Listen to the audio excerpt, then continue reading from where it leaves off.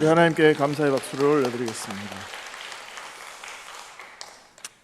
이제 사도행전 말씀, 이제 마지막 28장 말씀을 함께 살펴보려고 하는데요.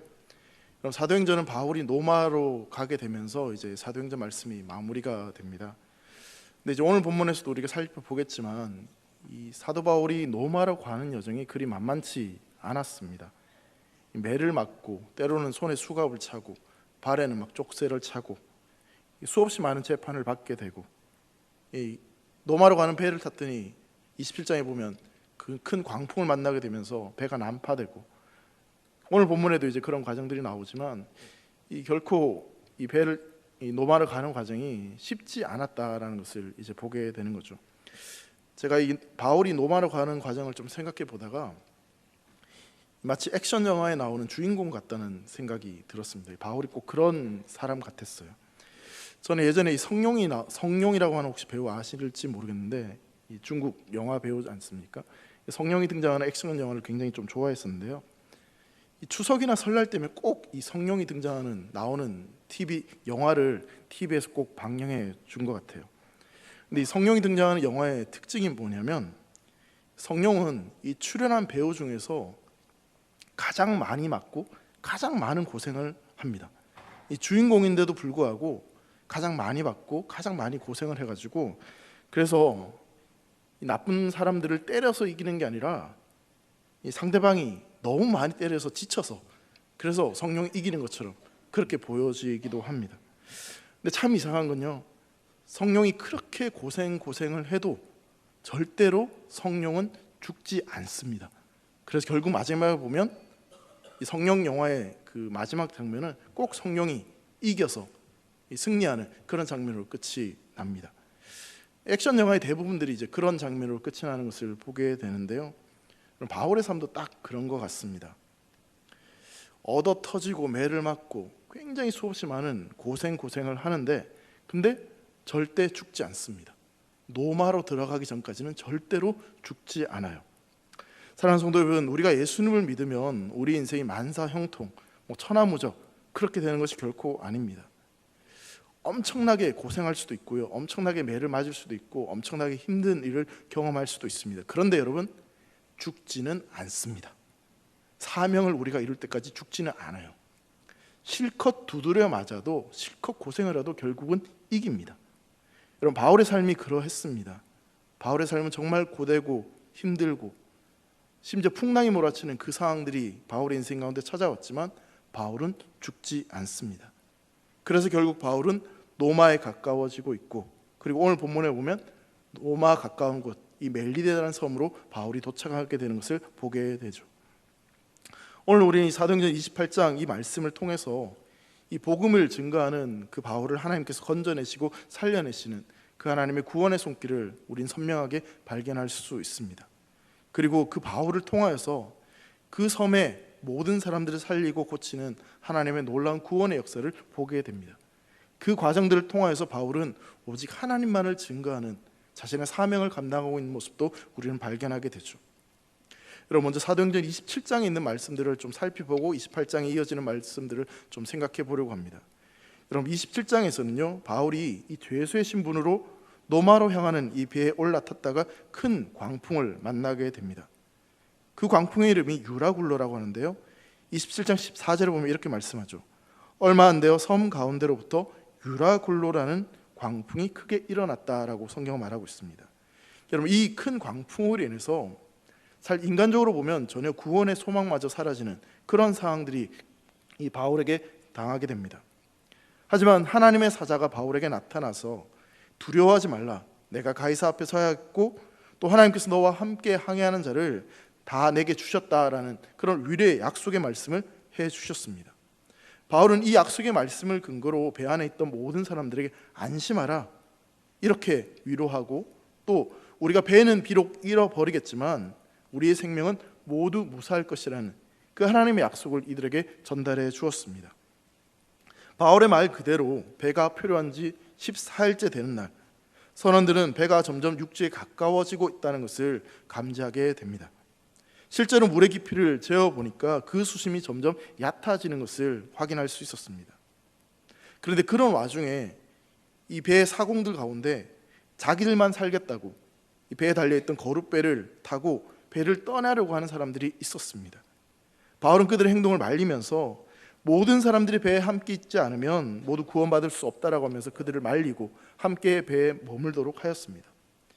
그리고 지난 14일 동안 제대로 먹지 못했던 그 사람들에게 배 안에 있던 것을 가져다가 배불리 먹게 하였습니다.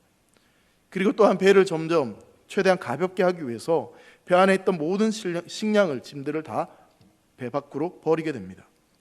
아침이 되자 실제로 이 경사진 해안으로 이 배가 도착을 하게 됩니다.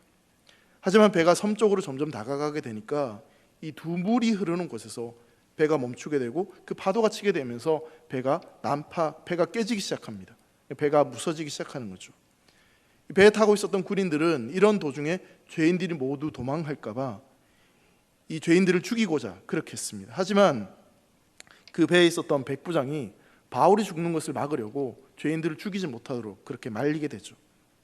그 대신에 이제 수영할 줄 아는 사람들은 배에서 탈출해서 육지까지 이 수영해서 건너가도록 그렇게 했고, 이 수영을 할 줄 모르는 사람들에게는 배 위에 있었던 널판지, 물 위에 둥둥 떠는 그 어떤 것을 가져다가 그것을 가지고 이제 안전하게 육지까지 가도록 그렇게 했습니다. 여러분, 사도행전 27장 말씀 보면요, 이 바다에서 이 배가 큰 광풍을 만났다라는 이야기처럼 보여지지만 사실은 그 속에 굉장히 큰 의미가 담겨져 있습니다. 이 거센 풍랑 위에서 표류하고 있었던 그 배는 이 하나님의 구원을 보여줘야 되고 하나님의 복음을 전해야 될 그런 대상이었죠. 좀 작게 본다면 구원과 하나님의 섭리를 전해야 될 그런 작은 공동체였다라고 볼 수 있는 것입니다. 여러분, 배에는 모든 것이 갖추어져 있는 것처럼 보입니다.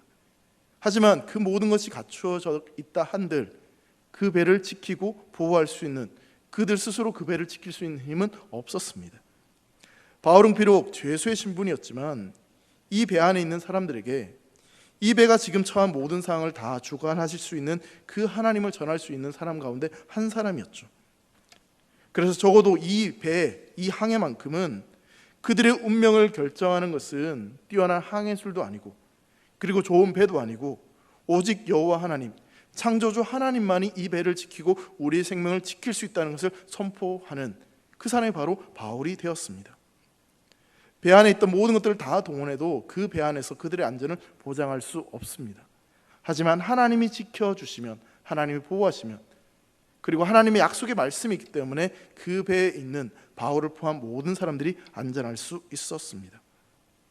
사랑하는 성도 여러분, 어쩌면 지금 우리가 살아가는 인생들 가운데, 아니 여러분들의 삶 가운데 지금 바울이 탄 배가 만났던 이 유라굴로 광풍과 같은 그런 광풍이 불어닥쳐서 너무나 힘들고 고통스러운 시간을 보내고 계시는 성도님들이 계실지도 모르겠습니다. 경제적인 그 유라굴로 광풍을 만나고, 또 자녀의 문제 때문에 유라굴로 광풍을 만나고, 건강의 문제 때문에 큰 광풍을 만나고, 얼핏 보면 사람들이 다 잘 살고 아무 문제 없는 것처럼 보이지만 그 삶의 내면들을 자세히 살펴보면 누구나 크고 작은 유라굴로 광풍을 만나서 너무나 힘들고 힘겹게 살아가고 있다는 것을 발견하게 됩니다. 이렇게 겉으로 드러나는 그런 유라굴로 광풍도 있지만 사실은 더 힘든 것은 우리의 내면에 불어닥치는 유라굴로 광풍, 불안, 염려, 걱정, 그런 것들이 훨씬 더 우리의 삶을 힘들게 할지도 모르겠습니다. 사랑하는 성도 여러분, 우리가 만나는 이 광풍을 이길 수 있는 길은 어디에 있겠습니까? 그것은 바로 우리의 인생의 주인이신 살아계신 하나님을 만나면 우리 인생 가운데 불어닥치는 그 광풍을 이기고 안전한 곳으로 나아가게 되는 줄 믿으시기 바랍니다. 하나님만이 우리를 건지실 수 있다는 사실입니다. 바울은 그 사실을 지금 그 배 유라굴로 광풍을 만났던 그 사람들에게 선포하고 그것을 이들에게 전해주고 있었다는 사실이죠. 바울의 사역은 예수님을 만난 이후 처음부터 지금 이 순간까지, 그리고 로마로 가는 그 과정까지 어느 순간 항상 이 살아계신 하나님을 전하는 그 사역을 감당했던 사람이었습니다. 하나님의 아들 예수 그리스도를 통한 구원을 전하는 것이 그의 인생의 유일한 존재 목적이었죠. 그렇게 복음을 전했던 곳이 바로 팔레스타인 땅이었고 마게도냐였고 아가야였고, 그리고 지난 2년 동안은 가이사라는 곳에서 그렇게 하나님 나라의 복음을 선포했습니다. 그리고 지난 14일 동안은 이 유라굴로 광풍을 만났던 그 배가 바울의 사역지였고 그곳에 바로 살아계신 하나님 나라의 복음을 선포했습니다. 하나님이 우리를 지키신다고, 하나님만이 이 문제를 해결할 수 있다라고 그렇게 복음을 선포했던 것이죠. 그러면서 바울이 그 복음을 그들이 볼 수 있도록, 경험할 수 있도록 바울의 삶을 통해서 그것을 증명해낸 것입니다. 사랑하는 성도 여러분, 주님이 부르시는 날까지 우리 역시 감당해야 될 그 사명이 바울이 감당한 사역인 줄 믿습니다.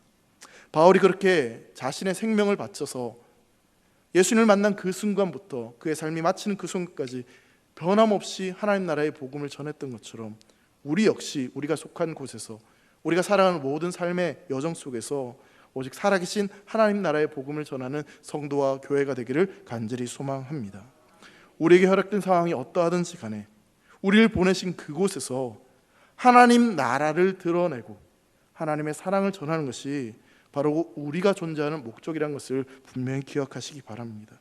우리가 그 사명을 감당할 때까지 주님은 우리를 지키시고 보호하여 주실 줄 믿습니다.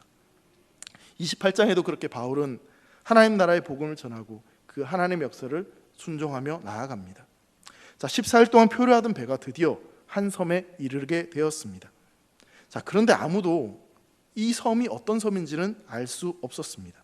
다만 이제 살았구나, 그런 사실만으로 이들은 안도했을 것입니다.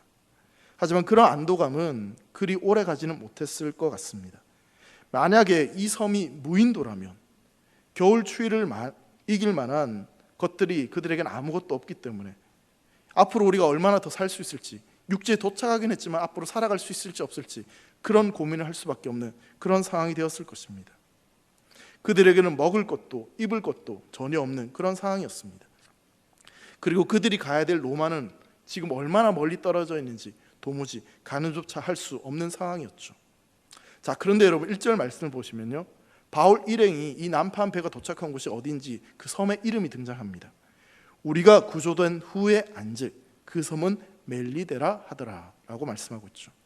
그러니까 구조되고 난 뒤에 이들이 이 섬의 이름에 대해서 듣게 되었습니다. 여러분, 지금 이 멜리데 섬은요, 지금은 유럽에 있는 몰타라고 하는 작은 섬들이 이어진 그런 아주 작은 나라입니다. 여러분, 고대에는 페니키아 사람들이 이곳에 정착해서 살았고 주전 218년부터는 이 노마의 지배를 받고 있었던 섬이 바로 이 멜리데 섬입니다. 그러니까 지금 이들이 도착한 이 멜리데 섬은 노마 제국의 한 영토 가운데 한 섬이었다는 것이죠. 그 넓고 넓었던 바다 위에서 해도 별도 없이 큰 광풍을 만나서 아무 방향도 예측할 수 없었던 가운데, 방향을 안다고 해도 그 광풍 때문에 마음대로 배를 움직일 수 없었던 그런 상황 가운데 14일이나 되는 긴 광풍 가운데 도착한 곳이 바로 이 멜리데 섬이었습니다. 하나님께서 친히 그 배를 운행하셔서 그들이 가고자 했던 노마 본토 가장 가까이 있는 섬으로 이들을 인도하여 주신 것입니다. 여러분, 이 섬의 이름이 참 재밌습니다. 이 섬의 이름, 그 의미는 뭐냐면요, 피난처라는 의미를 가지고 있습니다. 그러니까 이들이 14일 동안 큰 광풍을 만나서 풍랑에 힘겨워하다 도착한 곳이 어디냐면 멜리데, 즉 피난처, 안식처, 그런 의미를 가지고 있는 섬에 도착했다는 사실이죠. 사랑하는 성도 여러분, 여러분들 인생 가운데 가장 행복한 시간은 언제이십니까? 우리의 피난처 대신 주님 안에 있을 때 가장 행복하고 평안한 줄 믿습니다. 그 무엇 때문이 아니라 바로 피난처가 되어주시는 예수님 안에 내가 머물러 있을 때, 내가 그분과 연결되어져 있을 때, 바로 그 순간 우리는 가장 평안하고 가장 행복한 인생인 줄 믿습니다. 예수님은 마태복음 11장 28절에 이렇게 말씀하고 계시죠. 수고하고 무거운 짐진 자들아 다 내게로 오라, 내가 너희를 쉬게 하리라. 인생의 모든 짐을 지고 길고 긴 그 광풍을 만나서 힘겹게 살아가는 우리 인생들 가운데 우리 예수님이 우리를 초청하십니다. 예수님이 피난처가 되어주시겠다고, 내게로 와서 쉬라고, 안식처가 되어주시겠다고 말씀하고 계시는 것이죠. 자, 이제 이들이 그런 우여곡절 끝에 멜리데 섬에 도착을 하였고, 그리고 2절에 보시면 그 도착하긴 했는데 또 다른 어려움들이 이들에게 찾아옵니다. 2절 말씀입니다. 비가 오고 날이 참에 원주민들이 우리에게 특별한 동정을 하여 불을 피워 우리를 다 영접하더라. 여러분 지금 보름 가까이 14일 동안 제대로 먹지도 못하고 굉장히 힘들게, 그리고 배가 난파당하지 않도록 온갖 고생을 하던 이들이 이 도착을 하긴 했는데 힘도 거의 다 빠지고 기진맥진한 그 상황 가운데 이들이 도착을 했는데, 근데 지금 이들이 처한 상황은 뭐냐면 바닷물에 흠뻑 젖어서 온몸은 젖어 있었고 비마저 내리고 있고, 그리고 날씨는 겨울이고 너무너무 춥고 힘든 그런 상황들 이들에게 처했다는 것이죠. 여러분 이들이 그 멜리데 섬에 도착할 때 뭐 배가 안전하게 도착해가지고 그래서 내려서 이렇게 온 것도 아니지 않습니까? 이 배에서 뛰어내려가지고 막 수영을 해가지고 그 난간을 붙잡고 물에 뜨는 무엇을 붙잡고 살려고 막 아둥바둥 그렇게 힘들게 그렇게 지금 멜리데 섬에 도착을 했습니다. 그러니까 온갖 고생을 다 하고 온몸은 바닷물에 흠뻑 젖고 그렇게 힘들고 고통스러운 순간인데, 근데 이 섬에 도착해서도 결코 쉽지 않은 상황들이 펼쳐지고 있다라는 것이죠. 자, 그런데 이때 또 하나님의 놀라운 도움의 손길이 펼쳐지고 있습니다. 원주민들이 이들에게 특별한 동정을 베풀었다라고 성경은 말씀하고 있죠. 여러분 대부분 원주민들은요, 낯선 사람들에게, 외부인들에게 굉장히 공격적인 성향을 가지고 있습니다. 왜냐하면 이 문명세계나 또 새로운 사람들에 대한 경험이 전혀 없기 때문에 그들을 일단은 침입자로 그렇게 보기 때문에 이렇게 환대하거나 그들을 영접한다는 것은 결코 쉽지 않은 일입니다. 그러니까 환대할 가능성은 거의 없다라고 볼 수 있는 거죠. 자, 여러분 바다 위에서 이들이 안전하게 멜리데 섬에 도착했더라도 이 섬에 원래 있었던 그 사람들이 이 섬에 도착한 이 사람들을 위협거리로 여겼다면, 침입자로 여겼다면 이들의 안전은 보장할 수 없었을 것입니다. 그런데 여러분 2절 말씀 보면 이들이 바울 일행을 환대했다, 영접했다라고 그렇게 성경은 말하고 있습니다. 여러분 2절에 나오는 원주민이라는 단어가 나옵니다. 우리는 이 원주민이라는 이 단어를 들으면 우리가 쉽게 생각하는 그런 의미들이 있는데요. 여러분 원래 이 원주민이라는 단어가 헬라어로는 바르바로이라는 단어입니다. 여기서 영어에 이 바바리안, 야만이라는 그런 의미가 나왔습니다. 여러분 당시 로마 공용어는 헬라어입니다. 근데 이 헬라어가 아닌 다른 언어를 사용하는 사람들은 다 원주민으로 그렇게 불렀는데, 그 이유가 헬라어가 아닌 다른 언어를 사람들이 하는 말을 이렇게 들어보면 마치 그들이 하는 말이 바르바르 뭐 이렇게 말하는 것처럼 들려져서, 그러니까 로마 공용어인 헬라어를 사용하지 않는 모든 사람들은 이 원주민이다 그렇게 불렀던 것이죠.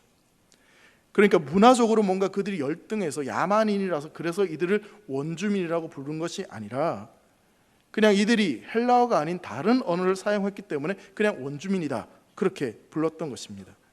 그래서 우리가 흔히 생각하는 어떤 그런 야만적인 야생, 그런 원주민이 아니었다라는 것입니다. 그래서 여러분 실제로 이 멜리데 섬은요 이렇게 원주민들이 살고 있었고, 또한 로마의 영토였기 때문에 퇴역한 로마 군인들이 이곳에 건너와서 거주하고 있었고, 그리고 이 땅을 다스리는 이 관리들이 파견 나와서 그곳에 머물러 있었습니다. 그러니까 원래 이 땅에 살고 있었던 원주민들과 함께 로마 사람들이 함께 더불어서 살아가고 있는 곳이 바로 이 멜리데 섬이었던 것이죠. 그렇다 보니 이 외부인들이 왔을 때 이들은 그렇게 폐쇄적이 아닌 특별한 동정, 그들을 환대하는 모습들을 보일 수 있었던 것이죠. 자, 그런데 여기서 한 가지를 더 생각해 보자면, 여러분 이렇게 환대를 받는 사람들 가운데 뱃사람들도 있었고 장사꾼도 있었고 그리고 로마의 군인들도 있었습니다. 근데 로마의 군인들이 왜 이 배에 타고 있었습니까? 바로 로마로 압송되는 죄인들을 지키기 위해서 이 로마 군인들이 이 배에 타고 있는 겁니다. 자, 다시 말하자면 이 난파된 배에는 죄인들도 함께 타고 있었다라는 것입니다. 여러분 모든 것이 순조롭게 그렇게 이루어지는 것처럼 보여지지만, 여러분 이 한 사실만 놓고 보면 이 원주민들이, 멜리데 섬 사람들이 이들을 환대하는 것이 결코 쉽지 않은 일이었다는 것을 발견하게 되죠. 그렇지만 여러분 왜 이들이 이 난파당한 힘들고 고통스러워 추위에 떨고 있는 이들을 보호하고 그들을 환대했을까요? 바로 거기에 하나님의 사람들이 있었기 때문에, 믿음의 사람들이 그 사람들 속에 있었기 때문에 하나님의 섭리 가운데 그들이 멜리데 섬에 도착하였고, 그랬기 때문에 그 난파당하고 힘들었던 그 사람들을 멜리데 사람들이 환대를 하였던 것입니다. 그러니까 단순하게 그냥 환대했다는 의미가 아니라 하나님의 사람들이 그 속에 함께 있었기 때문에, 그래서 그 배에 난파된 사람들을 이 멜리데 사람들이 환대했고, 하나님이 그렇게 인도하셨다라고 볼 수 있는 것이죠. 자, 그렇게 사람들이 이 추위에 떨고 그리고 나서 이제 이 멜리데 사람들이 피워진 그 불에 몸을 좀 녹이고 있던 그 순간, 여러분 바울도 그 틈에서 좀 몸을 녹이고 쉬는 것이 마땅한 일이 아닐까요?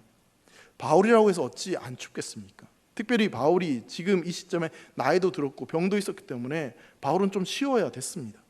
자, 그런데 여러분 3절 상반절을 보시면 바울이 나무 한 묶음을 거두어 불에 넣으니라고 이렇게 말하고 있습니다. 바울이 편히 불을 쬐고 쉬고 있었던 것이 아니라 나무를 가져다가 나무를 이렇게 가져와서 추위에 떨고 있는 사람들 앞에 가져왔다라고 그렇게 지금 이야기하고 있는 거죠.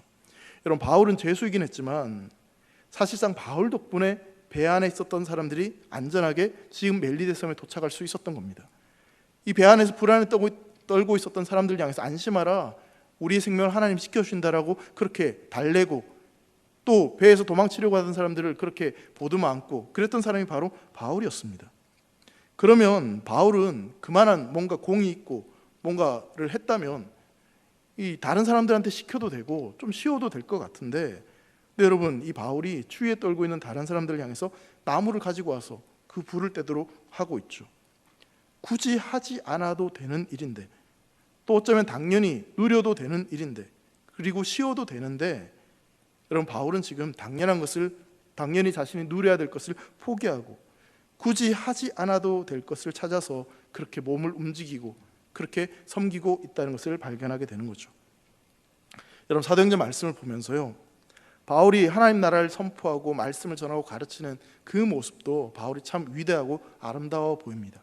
그런데 저는 지금 이 추위에 떨고 있는 사람들을 위해서 나무 한 묶음을 가져다가 그들이 추위에 떨지 않도록 나무를 던져주고 그렇게 섬겨주는 그 바울의 모습이 더 아름답다는 것을 느끼게 됩니다.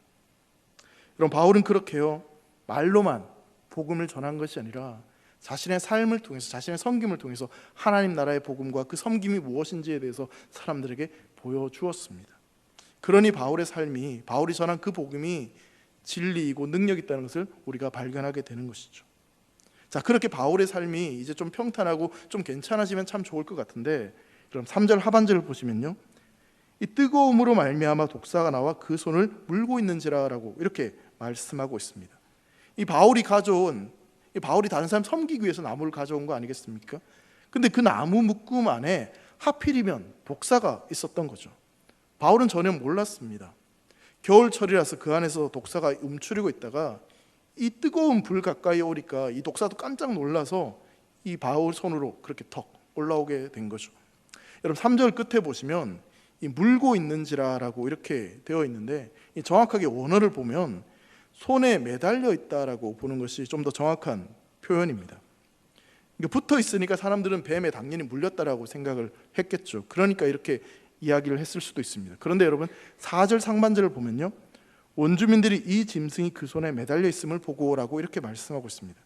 그러니까 성경 뭐라고 이해하냐면 그 독사가, 그 뱀이 그냥 바울의 손에 매달려 있다라고 이렇게 말하고 있습니다. 자, 그러면 여러분 생각해 보세요.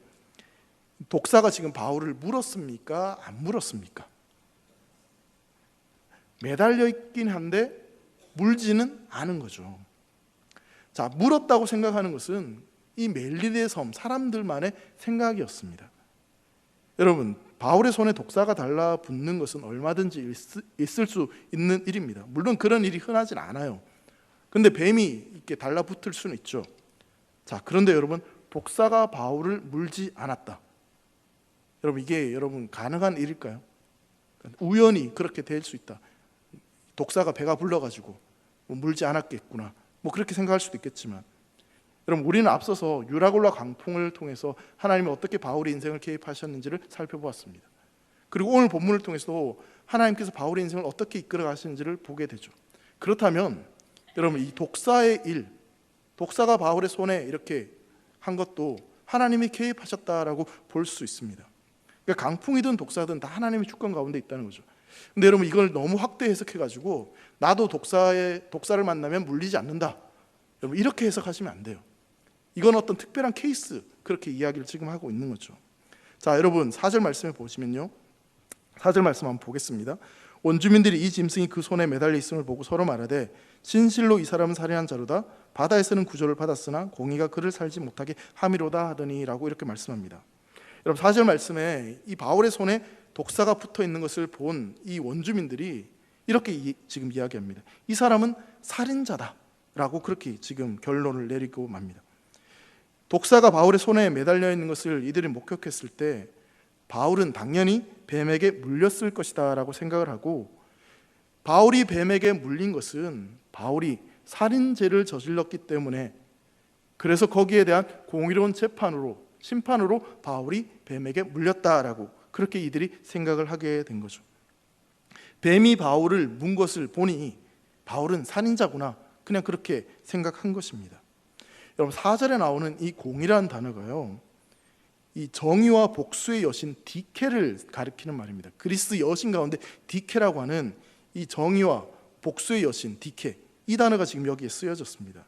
그러니까 멜리데 섬 이 사람들이 가지고 있는 생각은 뭐냐면, 자신들이 믿고 있는 신인 이 디케, 공의의 신, 이 신이 바울이 살인을 했기 때문에 거기에 대한 심판을 지금 바울에게 내렸다, 그렇게 생각을 하게 되는 거죠. 그들이 가지고 있는 어떤 가치관과 세계관으로는 너무나 당연히 그렇게 생각할 수밖에 없는 이야기입니다. 자, 그런데 여러분 한번 생각해 보시죠. 사람들이 가장 쉽게, 가장 편하게 생각하는 생각들은 뭐냐면, 어떤 사람이 화를 당하거나 어려움에 처했을 때 저 사람은 분명히 뭔가 죄를 지었을 거야, 인과응보다, 하늘의 권선징악이다, 정의는 정말 살아있구나, 그런 식으로 많이 생각을 합니다. 그래서 여러분 불교에서도 인과응보, 업보에서 그런 사상이 있고요, 성경도 이 죄의 결과나 죄에 대한 심판으로서 이 죽음에 대해서 분명히 이야기를 합니다. 멜리데 섬 사람들도 그런 식으로 생각을 하게 됩니다. 이것은 정의의 여신 디케의 처벌이라고, 심판이라고, 바울을 향한 심판이다라고 그렇게 생각을 한 거죠. 그래서 바울은 살인자다, 그렇게 그냥 정의를 내려버리고 만 겁니다. 자, 여기에 대해서 바울은 사실 억울하지 않겠습니까? 근데 5절에 보면 바울은 아무런 대꾸도 하지 않고 그냥 행동으로 이렇게 행동합니다. 5절 말씀 보면요, 바울이 그 짐승을 불에 떨어버림에 조금 더 상황이 없더라. 이 팔에 붙었던 이 독사를 그냥 툭, 이 장면이 참 재미있어요. 어떻게 뱀을 툭 이렇게 했을까 생각이 좀 드는데, 여러분 바울이 지금 뭐라고 이야기하냐면 독사라고 이야기하지도 않고 그냥 짐승이다라고 그렇게 이야기합니다. 여러분 뱀이 바울을 문 것이 아니라 그냥 붙어 있었기 때문에 바울 입장에서 그냥 불에 툭 떨어뜨리면 그만인 것이죠. 그리고 나서 당연히 뱀이 물지 않았으면 상한 것도 없었습니다. 하지만 사람들은, 그 섬의 사람들은 뱀은 누구든 문다는 것을 알고 있었고, 그리고 이번 경우에도 뱀이 바울을 물었을 것이다 라고 생각을 했습니다. 당연히 공의의 여신 디케의 심판이 있으니 바울은 뱀에게 물렸을 것이다 라고 생각을 합니다. 이들이 가지고 있는 경험과 통계만 놓고 본다면, 상식만 놓고 본다면 그들의 생각이 훨씬 더 상식적이고 올바른 판단이 맞습니다. 그런데 여러분, 하나님의 역사는 자연 법칙도 빗나가고 사람들의 상식적인 판단도 비껴나간다는 사실을 우린 기억해야 됩니다. 항상 그렇게 자연 법칙과 다르게 벗어난다는 것이 아니라, 하나님께서 원하시면 얼마든지 죽은 자도 살아날 수 있고 병든 자도 치유받을 수 있습니다. 여러분 성도 여러분, 믿음이라고 하는 것은요, 상식과 자연 법칙을 부정하는 것이 아니라 그것을 넘어서 일하실 수 있는 분이 하나님이라는 것을 인정하는 것, 그분을 믿는 것이 바로 믿음입니다. 우리 하나님은 그 모든 상황들을 주관하시는 분이십니다. 그 상황과 조건에 매이시는 분이 아니라 그 어떠한 것도 하나님이 아시면 하실 수 있다는 것을 믿는 것이 바로 믿음인 것이죠. 그래서 여러분 좀 재미있는 이야기가 있는데, 역사상 실패한 기후제는 없다라고 합니다. 왠지 아십니까? 비가 올 때까지 기후제를 지내니까 결국은 비가 오는 거죠. 여러분 멜리데 섬 사람들도 그랬습니다. 뱀에게 바울이 물렸으니 언젠가는 바울이 쓰러질 거야 생각하고 바울이 쓰러질 때까지 이들은 기다립니다. 그들은 바울이 뱀에게 물려서 붙든지 아니면 갑자기 쓰러질 줄 믿고 확신하고 바울이 언제 쓰러질까 기다리고 또 기다립니다. 성경에 보면 특별히 오래 기다렸다라고 이렇게 표현하고 있죠. 그만큼 이들이 가지고 있는 확신과 신념이 너무나 분명했다는 것입니다. 무슨 확신입니까? 바울은 뱀에게 물려서 붙든지 쓰러져 죽을 것이다. 자, 그런데 바울은 조금도 상하지 않았고 쓰러져 죽지도 않았습니다. 이제 죽겠지, 조금만 더 지나면 죽겠지, 그들의 바람은 이러했지만 그런 조짐은 전혀 보이지 않습니다. 여러분, 바울이 이미 무고한 그리스도인들을 핍박하고 그를 죽이는 일에 굉장히 열심을 냈기 때문에 어쩌면 멜리데 섬 사람들이 생각하는 그 살인자가 바울의 모습이 맞는 것인지도 모르겠습니다. 바울이 실제로 살인을 하지는 않았지만 이 그리스도인들을 핍박하고 그들이 죽는 것을 너무나 당연하게 했고, 특별히 스데반 집사님이 죽을 때 당연하다고 생각을 했으니 또 다른 살인을 했다라고 그렇게 볼 수도 있겠죠. 그런데 여러분, 그들은 살인자도 용서하시고 그 살인자도 부르셔서 자신의 증인으로, 종으로, 그리고 사도로 삼으시는 그 예수 그리스도의 사랑과 능력에 대해서는 이들은 몰랐습니다. 멜리데 섬 사람들은 자신들이 믿고 자신들이 생각하는 그 신에 대해서는 알았지만 이 살인자인, 죄수인, 죄인 중에 괴수인 그 바울을 불러서 바울을 사용하시고 변화시키셔서 하나님의 사도로, 종으로, 증인으로 사용하시는 그 하나님의 놀라운 사랑과 능력에 대해서는 이들이 전혀 몰랐던 것이죠. 그러니 당연히 이들이 가진 생각으로는 바울은 뱀에게 물려서 곧 죽겠구나, 살인자다, 그렇게 판단을 내리고 만 것입니다. 사랑하는 성도 여러분, 우리가 이 세상의 정의를 추구하고 또 그 세상 가운데 정의롭게 살아가는 건 너무나 중요하고 우리 주님께서 물론 기뻐하십니다. 하지만 우리는요, 엄밀히 말한다면 세상의 정의와 세상의 방식이 아니라 우리를 구원하신 하나님의 은혜의 방식으로 우리는 삶을 살아가야 됩니다. 여러분, 만약 우리가 행한 대로 다 돌려받았다면 이 자리에 살아있을 수 있는 사람은 아무도 없을 것입니다. 하나님께서 우리를 판단하시고 우리를 심판하시는 분이었다면, 그냥 심판만 하시는 분이었다면 우리는 다 심판받아 마땅한 사람이죠. 하지만 심판하시기도 하지만, 공의로우시기도 하지만 사랑이 한이 없으시기 때문에 그 하나님은 우리의 죄를 용서하시고 우리를 품어주시는 분이신 줄 믿으시기 바랍니다. 그 사랑으로 우리는 판단하고 생각할 수 있어야 된다는 것이죠. 자, 이들이 얼마나 오래 기다렸는지는 모르겠습니다. 하지만 그들이 아무리 기다려도 그들이 생각하던 일대로 일이 이루어지진 않아요. 6절 말씀 보면요, 그들은 그가 붙든지 혹은 갑자기 쓰러져 죽을 줄로 기다렸다가 오래 기다려도 그에게 아무 이상이 없음을 보고 돌이켜 생각하되 말하되 뭐라고요? 그를 신으로. 지금 누구를 향해서 또 신이라고 이야기하는 겁니까? 방금 전까지 살인자라고 그렇게 이야기해놓고 이제는 생각을 바꾸어서 돌이켜 생각하여 말하되 그를 신이라 하더라, 이렇게 이야기합니다. 극에서 완전히 극으로 이들의 생각이 변하고 있는 거죠. 처음에는 살인자라고 하더니 이제는 신이라고 그렇게 이야기합니다. 여러분, 멜리데 섬 사람들은 처음에는 이 조난당해 온 늙고 병든 이 바울, 그들의 일행들을 동정합니다. 그러다 뱀에 물린 바울을 향해서 살인자다라고 그렇게 판단을 내립니다. 그리고 이제는 그들의 생각대로 되지 않으니 뱀에게 물리고도 살아남으니 이제는 이 바울을 향해서 신이라고 그렇게 생각을 하죠. 자, 그런데 여기서 중요한 것이 있습니다. 바울은 그 어떤 상황에서도 변함없이 사람들이 뭐라 하든 어떻게 생각하든 그 어떤 상황에서도 살아계신 하나님, 창조주 그 하나님만을 증거하고 그 하나님을 드러내는 삶을 살았다는 것입니다. 여러분, 이게 중요한 거죠. 사람들이 살인자라고 말할 때도, 사람들이 신이라고 말할 때도, 가장 높은 자리에 올라갔더라도 가장 낮은 자리에 올라갔더라도 그 어떤 순간에도 바울은 하나님이 가장 중요했습니다.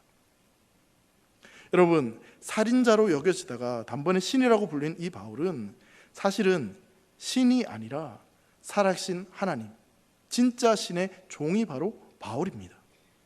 그래서 바울은 한결같이 하나님의 종으로서 하나님의 나라를 선포하고 복음의 증인으로 그렇게 삶을 살아갑니다. 그것은 이전에 복음을 전해왔던 그 바울의 삶의 방식이었고 지금도 마찬가지였고 앞으로 로마로 가서도, 아니 그 로마를 넘어서 다른 그 어떤 곳에서도 바울이 살아가야 될 삶의 자세였고 사명이었습니다. 사랑하는 성도 여러분, 우리도 그 바울처럼 살아가기를 간절히 소망합니다.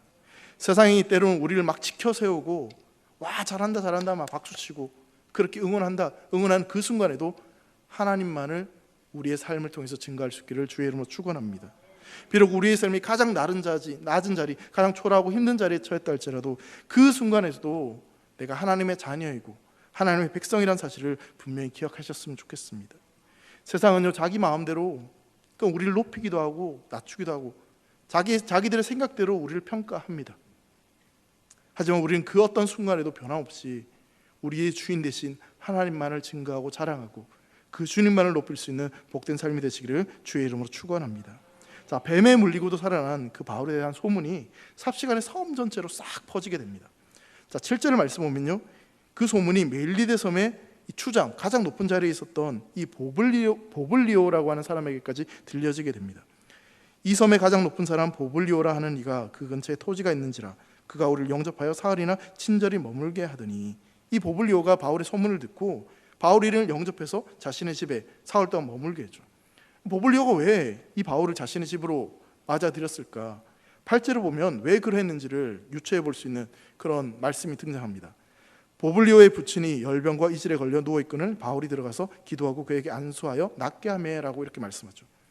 여러분, 보블리오의 부친이 열병과 이질에 걸려서 누워 있었던 겁니다. 여러분, 바울이 보블리오 이 부친의 증세를 보고 정확하게 그렇게 진단한 것이 아니라, 여러분, 바울과 함께 있었던 사람이 누굽니까? 사도행전을 기록한 누가의 직업이 뭐죠? 의사입니다. 그 의사가 보니, 누가가 보니 이 사람의 질병이 이런 질병이다라고 지금 그렇게 생각해서 성경에 그렇게 기록되어 있는 거죠. 여러분, 당시 의학적으로 이 열병과 이질은 다스리기 굉장히 어려운 병이었습니다. 그래서 잘못되면 죽을 수도 있는 그런 굉장히 위험한 병이었습니다. 자, 지금 이 보블리오의 부친이 이 열병과 이질에 걸려서 오랫동안 지금 고생을 하고 있는 그런 상황이 있는 거죠. 자, 여러분, 여기서 우리가 생각해야 될 것은요, 인간은 폭풍 앞에서도, 독사 앞에서도, 그리고 그 질병 앞에서도 무력하다는 사실을 우리는 발견하게 됩니다. 자, 그런데 보세요. 바울은 그 폭풍 가운데서도, 독사 앞에서도, 그 질병 가운데서도 바울은 다 이겨냈습니다. 왜 바울이 그것을 이겨낼 수 있었겠습니까? 하나님이 바울과 함께 하셨기 때문인 줄 믿으시기 바랍니다. 바울이 믿는 그 하나님은 그 모든 것을 뛰어넘어 일하시고 역사하실 수 있는 분이십니다. 자, 바울은요, 지금 사람들이 자신을 향해서 막 신이다라고 그렇게 지켜세우고 있습니다. 근데 그 상황 가운데 그걸 좀 받아들이고, 그래, 내가 이만큼 고생했으니 사람들에게 이런 인정받아도 된다, 그럼 그렇게 생각했다면 이 상황들을 쉽게 받아들일 수 있었을 것입니다. 근데 여러분, 성경은 뭐라고 이야기하는지 보세요. 이 보블리오의 부친을 고쳐줄 때 바울이 어떤 방법을 썼냐면, 바울이 들어가서 뭘 했습니까? 기도하고 그에게 안수했다라고 성경은 분명히 말하고 있습니다. 기도했다, 무슨 말입니까? 하나님께 기도했다는 것입니다. 안수했다, 하나님의 능력을 의지해서 그렇게 나아갔다는 것을 성경은 분명히 우리에게 말하고 있는 거죠. 사람들은 그를 신적인 존재로 여겼지만 바울은 자신이 믿고 의지하는 그 참된 신이 있다는 것을 사람들에게 이렇게 다시 한번 증명해내고 있는 것입니다.